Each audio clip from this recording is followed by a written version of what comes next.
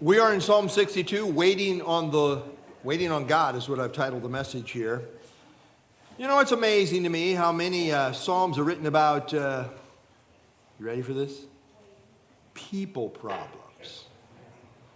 If it wasn't for people, we wouldn't have any problems, would we? That's not entirely true, and it's like D.L. Moody said, I've had more problems with myself than any other person, right? I'm a people, right? Anyway, it is amazing. I mean, it caused David to write a lot of Psalms, people problems. We got another situation like that in Psalm 62. It's another Psalm of David, and he was dealing with treason. But the exact occasion is not spelled out. Tradition suggests that it might have been the situation with the rebellion of his son Absalom, but that, again, is not certain.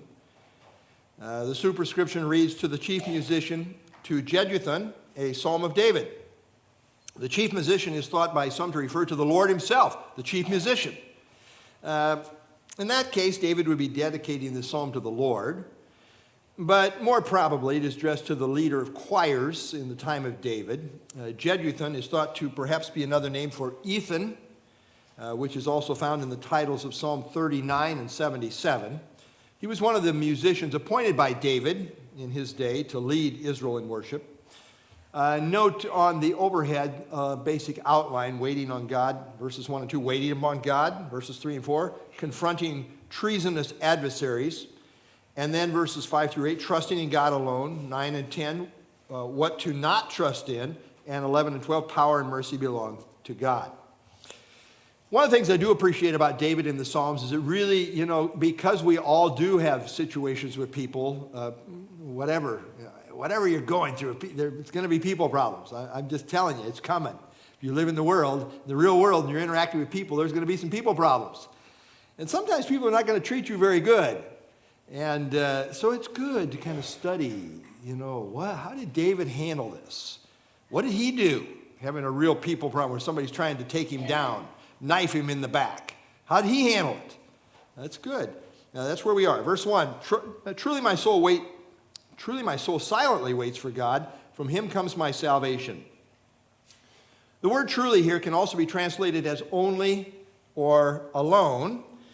For example, the ESV translates it this way. For God alone my soul waits in silence. From him comes my salvation. Literally, it reads, only to God is my soul silence.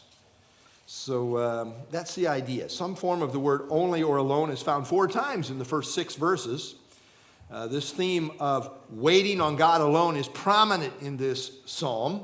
In fact, the NIV Study Bible says, no psalm surpasses it in its expression of simple trust in God. Where is your trust? Well, David is emphasizing it's in God, God alone. The picture is of a soul in repose, waiting on God for deliverance. Sometimes you think, God's going to deal with you, and I'm going to be the instrument. Well, that's not the spirit here. He's waiting on God to work here. So he begins this psalm by declaring that he's resting in God in the face of treasonous threats. Verse 2, he only is my rock and my salvation. He is my defense. I shall not be greatly moved. So again, only, note the word only there. David emphasized that God only was his rock, his salvation, his defense.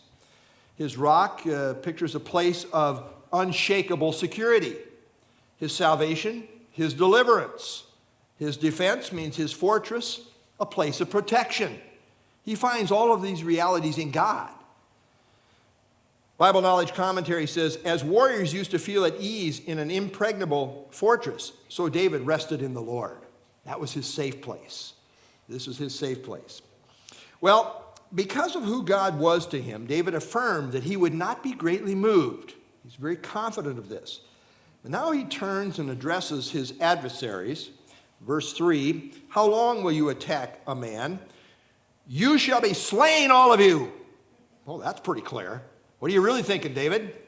Like a leaning wall and a tottering fence. So here David addresses his adversaries, as I say, and the sense is they just won't let it go. When he says, how long will you attack a man? It's like they just keep coming. They're not going to let up on this. And he said, okay, you want to quit? You're going to die doing this. David sees their day coming when they will all be killed. You shall be slain, all of you. David has no doubt they're going down.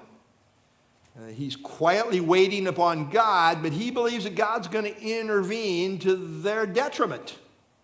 And he says it in a very strong way. Now, the last part of this verse, when it talks about like a leaning wall and a tottering fence, that's a little bit debated in terms of how that should be understood.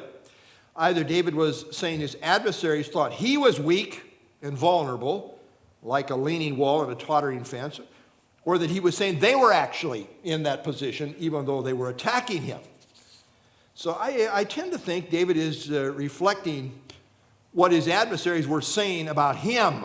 And the reason I tend to think this is because it goes on to say in context in verse 4. Notice what he says, verse 4. They only consult to cast him down from his high position. They delight in lies. They bless with their mouth, but they curse inwardly. Selah. In their conversation, it seems that all they can talk about is their plans to bring David down from his position, from his high position, which was really the throne. I mean, that's where David was as King David. He was in a high position, the highest position. He was on the throne.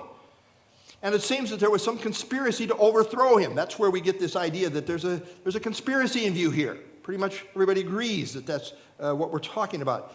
The exact occasion and what's all involved is not clear, but it does seem that they're wanting to bring him down from his high position. And this is why some think the revolt of Absalom may well be in view. And perhaps it is, but we are not certain. But it is interesting how Absalom worked, behind the scenes. People would want to bring their case to the king, and Absalom would pull and say, if I was the king, I would give you justice. I'm your man. And he's stealing the hearts of the people, saying, yeah, but David, he won't help you. And so David's getting a bad rap in that respect. So, but whatever the exact scenario, and again, we don't know, people were blessing David with their mouth, but inwardly they were cursing him. They were total hypocrites. They were two-faced, and David, in effect, saw right through them. William MacDonald says, while pretending loyalty, they were plotting treachery, which is always a very dicey situation. Verse 5, my soul waits silently for God alone. Comes back to this. After, he's not happy with these guys, and he says, you're all going to die. But then he comes back to, my soul waits silently for God alone. For my expectation is from him. I'm looking to God to intervene here. I'm looking for God to deal with you guys. Even though he mentions his treacherous adversaries and their two-faced evil ways, his major focus in this psalm is really on God. He does mention them, but then he really, for the most part, focuses on God going forward. David has learned that he needs to wait silently upon God, and he kind of gives himself a talking to that end here. Notice, my soul wait silently for God alone. He's talking to himself here. There's a place for some self-talk. And, lots of times I've talked to people and said, yeah, I was getting out of line over here, and I had to sit myself down and give myself a good talking to. David's kind of doing that right here.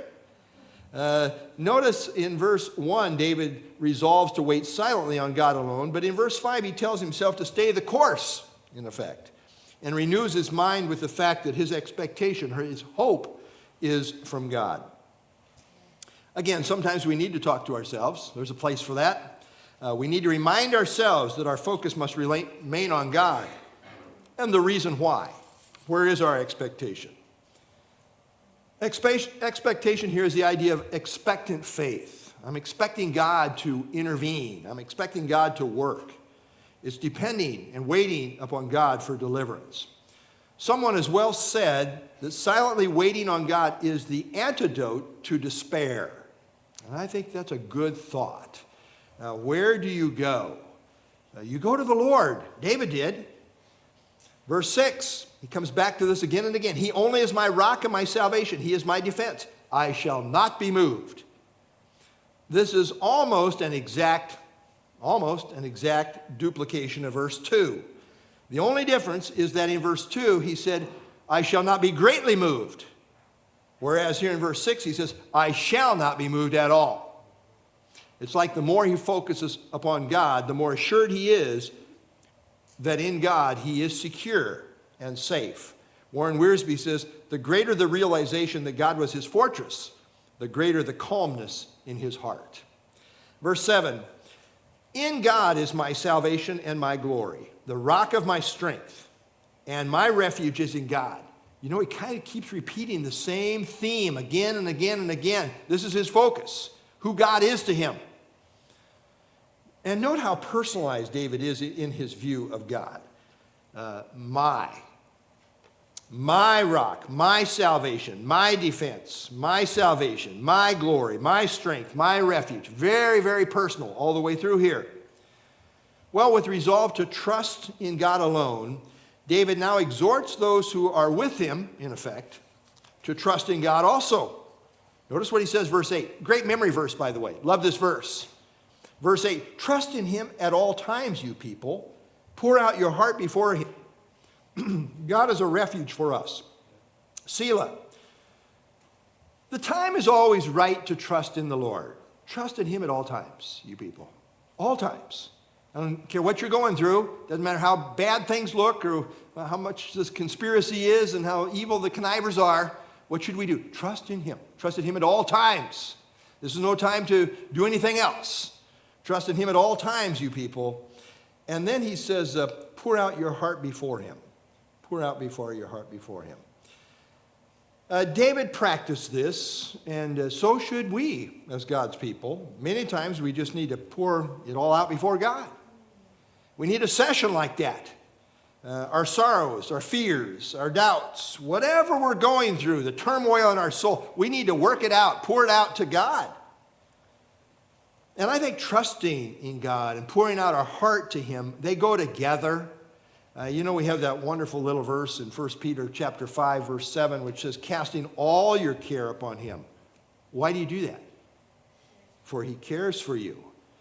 Casting all your care. Bring it to God. Take it to God. That's what David is saying. Pour out your heart before him. God is a refuge for us. That's our safe place. That's where we go. Tell God. And God's the one who can really do something about the situation. David Gazik says, he welcomes the poured out heart as the cities of refuge welcomed the hunted man in ancient Israel. That's a neat thought. The emphasis in this psalm is quietly waiting on God in faith, but at the same time pouring out our hearts to him. It's not always easy to wait silently, certainly not for people of action, which I kind of tend to be one. But we like to do something about the situation. But sometimes we just need to quietly wait upon God. Warren Wiersbe said, God's delays are not God's denials, but our impatience can be used by the devil to lead us on dangerous, destructive tours. Sometimes you just need to sit, wait on God. But note it carefully. Silently waiting on God does not mean we are not praying.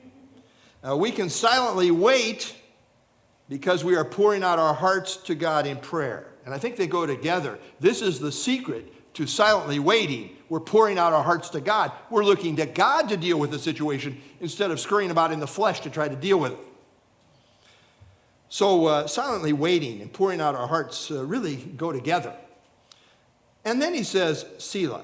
It indicates a pause, probably a meditative pause. Stop and think about this. Am I resolved to quietly wait on God in faith? Am I resolved to leave this with God? Have I poured it out and given it to him in that sense? Do I properly recognize who God is to me in this situation? And have I prayed about this earnestly, pouring out my heart to God? Selah, stop and think through these things. Think as David was reiterating what's going on in his heart and his soul. Selah. Verse 9. Surely men of low degree are a vapor. Men of high degree are a lie. If they are weighed on the scales, they are altogether lighter than vapor. You know, vapor is not a heavy thing. It's really not. When's the last time you put vapor on your scale? Remember, the theme of this psalm is trusting in God alone. We are not to trust in people. Strong emphasis here. After telling us to pour out our hearts to God and that God is a refuge for us, a safe place, David strongly refutes the idea that people of any status are worthy of our trust. People of low degree are common people.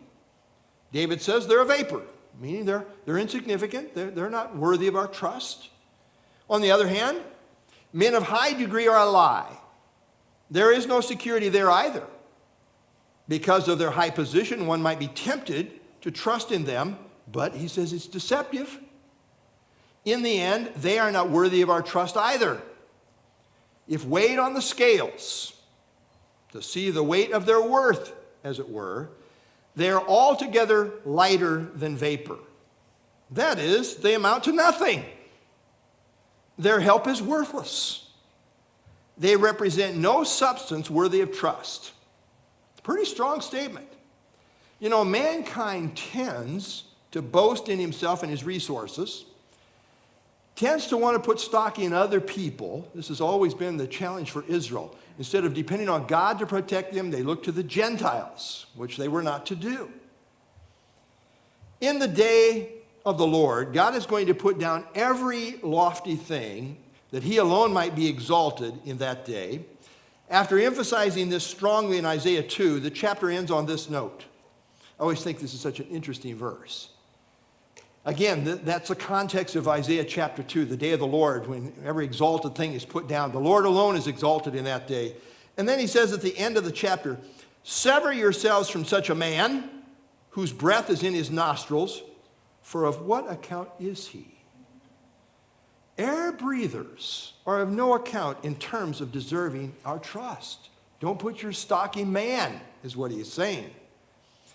We have a great contrast in Jeremiah between the one who trusts in man and the one who's trusting in God.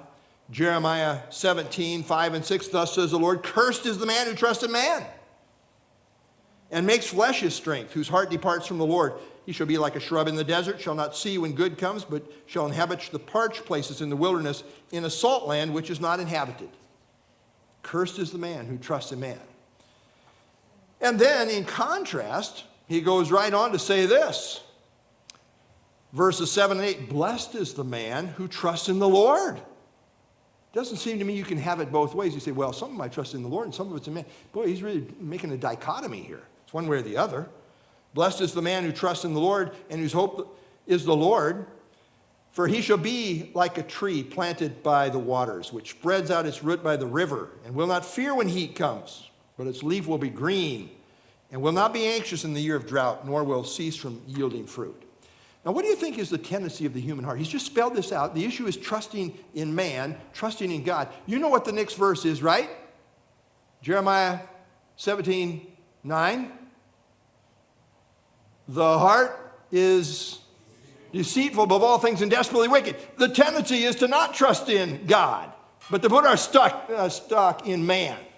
And so we want to be in the blessed side of the equation, trusting in the Lord. In the end, there are only two ways you can go. You can either trust in man and his resources, or you can trust in God. Well, David's really making the issue here. We need to have our trust in God, relying on him alone. Remember the alone emphasis?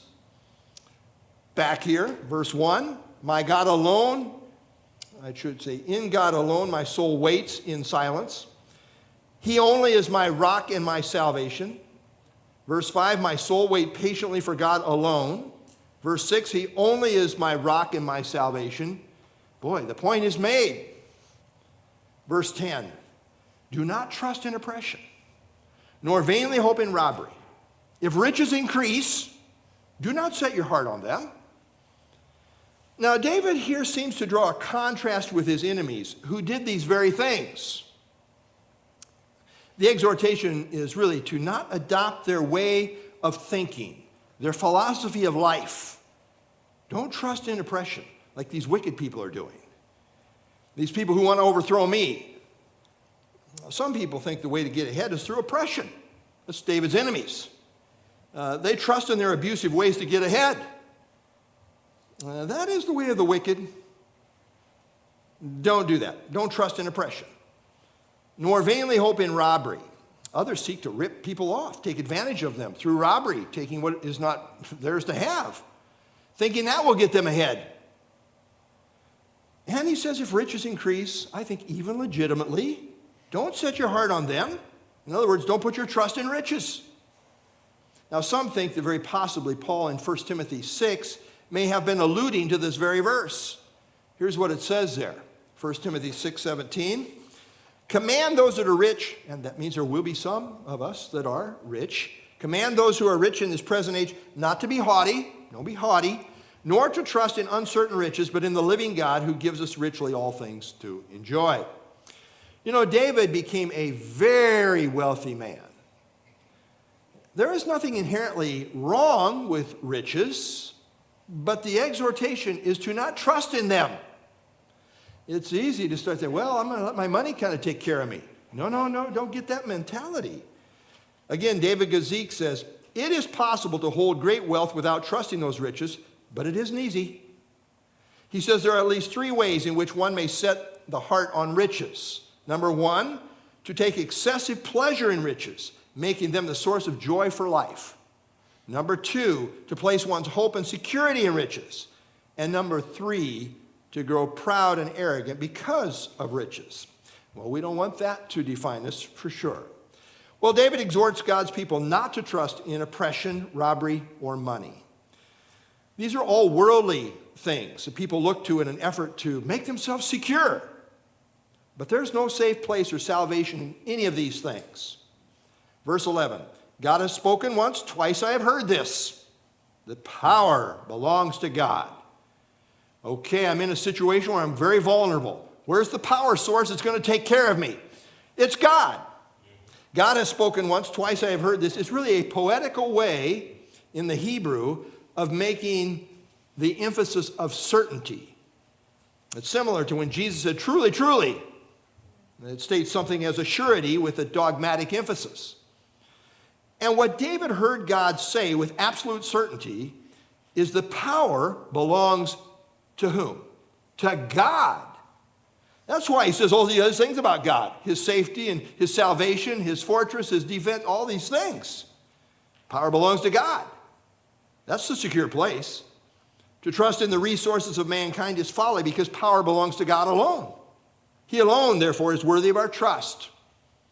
He alone can ultimately do something about perilous people problems, treacherous people who have no real value system that's honorable. It's because power belongs to God that David was so determined to trust in God alone. I mean, if power belongs to God alone, then it makes sense that's where our trust should be. Well, David refused to look anywhere else for his strength. Verse 12, also to you, O Lord, belongs mercy, for you render to each one according to his work. There is a twin truth that goes along with power here. Not only does power belong to God, but so does mercy. Mercy is the Hebrew word hesed, that rich Hebrew word hesed. It is a combination of faithful and loving. And it's for this reason it is often translated as loving kindness. Others translate it as loyal love, steadfast love, faithful love, unfailing love. You get the idea. It's often associated with God's covenant faithfulness. It's in the context of his covenant commitment. Not only is God alone powerful, he is also totally faithful. And that's a beautiful combination, power and faithful. And in the end, God can be totally counted on to right everything. At the end of the day, he's going to totally right everything. That's God. In the end, everyone will get exactly what they have coming according to their work. You know, there's comfort in that. If you're on the right side of God, now, this is true of believers in terms of rewards, and it's true of unbelievers in terms of punishment. Everyone's going to get what they have coming. Everyone. No exception. That's what he says. For you render to each one according to his work. Each one according to his work. By the way, if you do a study of judgment, you will find that all God's final judgments are based on works. Works.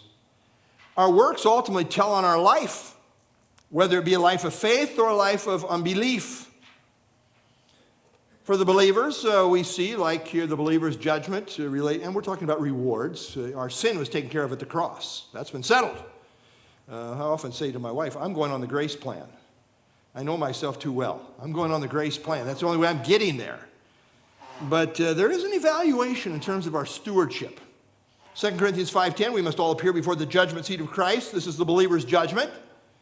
That each one may receive the things done in the body. That's what's being evaluated. What do you do in your body? Your body's an instrument, a stewardship. What are you doing in the body? According to what he has done, whether good or bad. Depending on that, you're going to receive a reward or suffer a loss of reward. Whatever the situation is, it will be rendered out to each one according to his work. And then also for the unbeliever. We have the unbeliever's judgment in the book of Revelation. Revelation 20. I saw the dead, small and great, standing before God, and the books were opened, and another book was opened, which is the book of life, and the dead were judged according to their works, by the things which were written in the books. God's got the books on everybody. The sea gave up the dead who were in it. Death and Hades delivered up the dead who were in them. And they were judged, each one personally, individually, according to his works. ESV Study Bible, a person's work shows whether his faith is real or counterfeit, and God will sort out who is who. This is therefore a ground of confidence for the believer and a warning for the unfaithful. Warren Wiersbe, no matter what people may say about us or do to us, God keeps the books. And one day will give sinners and saints the rewards they deserve. Indeed, he will. You render to each one according to his work. The book of Ecclesiastes is the most philosophical book we have in the Bible as Solomon tries to make sense of this life. And here's where he ends up. Here's, in his mind, the conclusion of the whole matter. Let us hear the conclusion of the whole matter. Fear God and keep his commandments, for this is man's all. God will bring every work into judgment, including every secret thing, whether good or evil. There is going to be an evaluation for all of us believers in terms of rewards. There's going to be a judgment of the unbeliever's works and a corresponding punishment. Well, to wrap it up here tonight, security is found in God alone. That's the emphasis of this psalm. Power belongs to God alone. Unfailing love belongs to God alone. So what should we do? How about this? Trust in God alone. That's what David resolved to do. That's a good place to put your trust. Trust in God alone. Power belongs to him. And also Hesed, his unfailing love. All right, let's stand and have our closing song, and then I'll close in prayer.